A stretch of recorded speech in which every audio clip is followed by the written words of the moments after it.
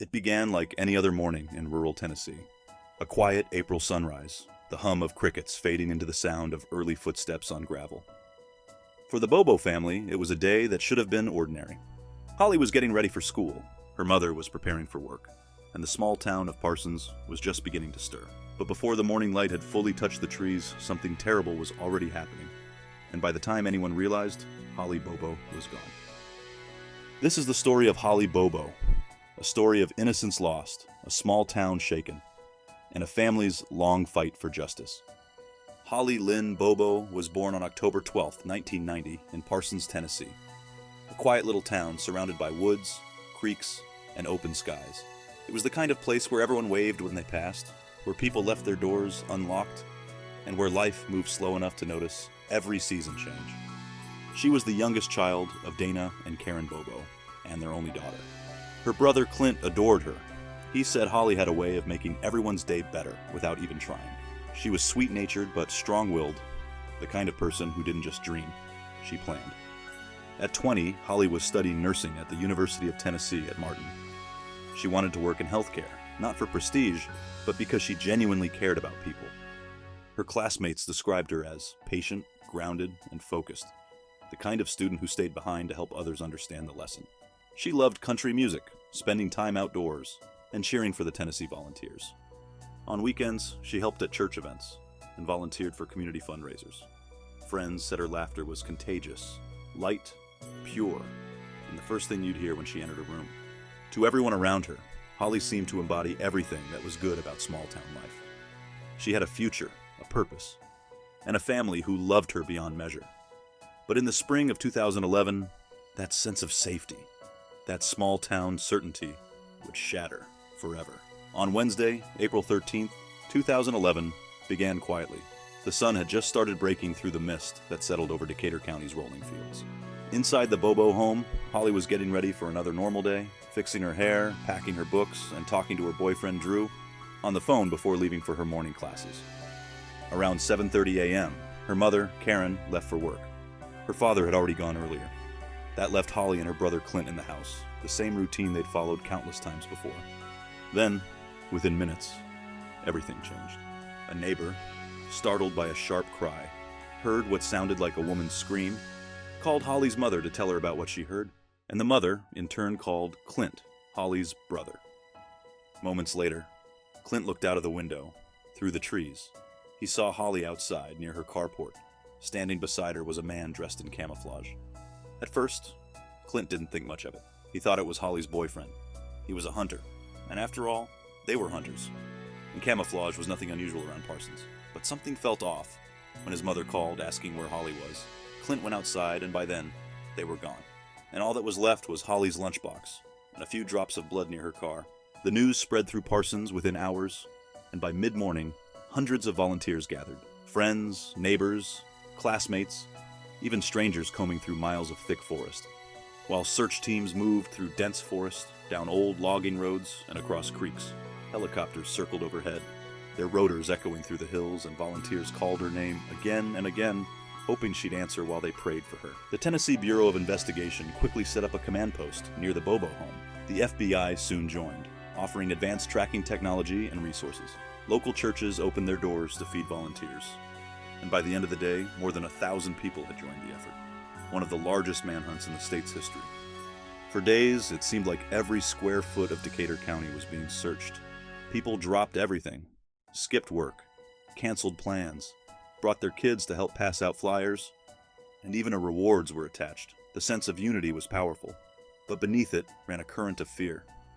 If Holly could vanish so suddenly, what did that mean for the rest of them? Despite the massive search, there were no solid leads. Her phone pinged only once before going dark, and dogs picked up a scent that led to the edge of the woods and stopped. Cold weeks turned into months. News crews came and went. The search areas widened, and every rumor sparked another wave of hope that ended in heartbreak. Karen and Dana appeared in public appeals, pleading for information, refusing to give up as each day, without answers, weighs heavier on the small town that once felt so safe. For years, investigators chased hundreds of leads, but none led to Holly.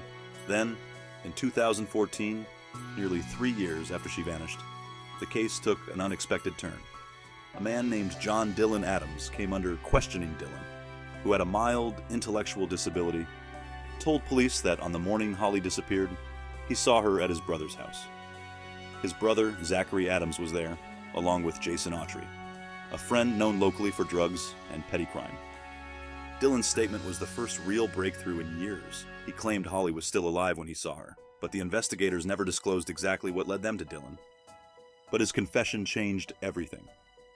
Soon, 6 men were arrested for possible involvement in the abduction and murder of Holly Bobo.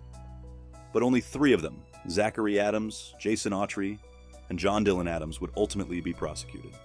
One suspect took his own life even before the charges were filed, and 2 others were released when evidence failed to link them to the crime. It became clear that the case centered on the Adams brothers and their close associates. Prosecutors alleged that Zachary was the ringleader, while Dylan had helped conceal key evidence.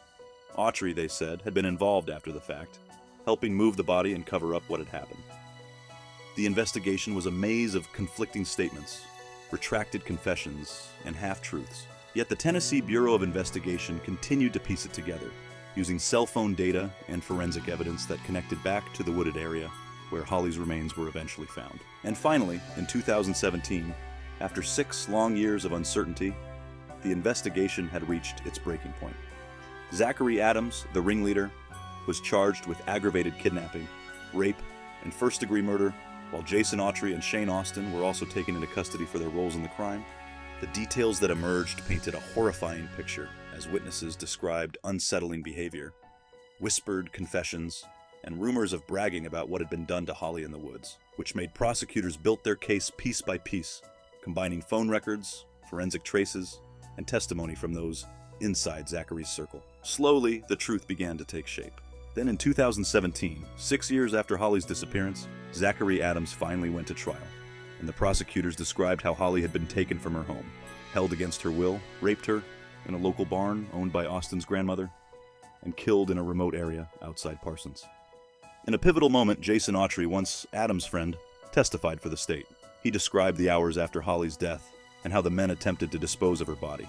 His words were difficult to hear but crucial for the jury's understanding of the crime, and when the verdict was read, it was decisive. Zachary Adams was found guilty on all charges and sentenced to life in prison without parole, for John Dylan Adams received a 15-year sentence for his role in concealing evidence. While Atri's cooperation earned him a reduced term and Shane Austin never stood trial, he died before the proceedings began. However, for the Bobo family, the justice was only partial. They finally had answers, but no peace.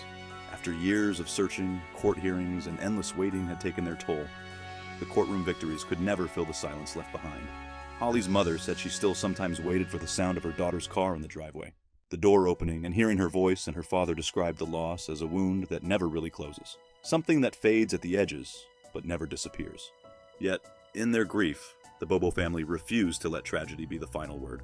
They built something that would last, something that would carry Holly's spirit forward, which is the Holly Bobo Memorial Scholarship Fund, which now helps nursing students follow the same path. Holly once dreamed of, her story has inspired new safety programs in Tennessee, raising awareness about missing persons and strengthening laws to protect the vulnerable. Through heartbreak, the family turned loss into legacy, and though the world will always remember the cruelty of what happened, those who knew her choose to remember something else, which is her kindness, her laughter, and the light she left behind. Today, in Parsons, the woods where Holly once disappeared are quiet again. The trees have grown taller, the paths are covered with moss and fallen leaves. But for those who knew her, that place will never be ordinary again. It's a reminder of how quickly life can change. How, in the space of a single morning, light can turn to darkness. Holly Bobo was more than a name spoken in courtrooms. She was a daughter, a sister, a friend, and a young woman with dreams that reached far beyond the quiet roads of Parsons, Tennessee. Her life was stolen in a moment of unthinkable cruelty. Yet her story continues to echo through the people who loved her and the community that refuses to forget her. Her legacy isn't defined by the darkness of that day, but by the kindness she showed, the hope she carried, and the strength her family found in keeping her memory alive. If Holly's story moved you, make sure you share your thoughts below, and subscribe so you never miss another case we bring out of the shadows. Thank you for watching,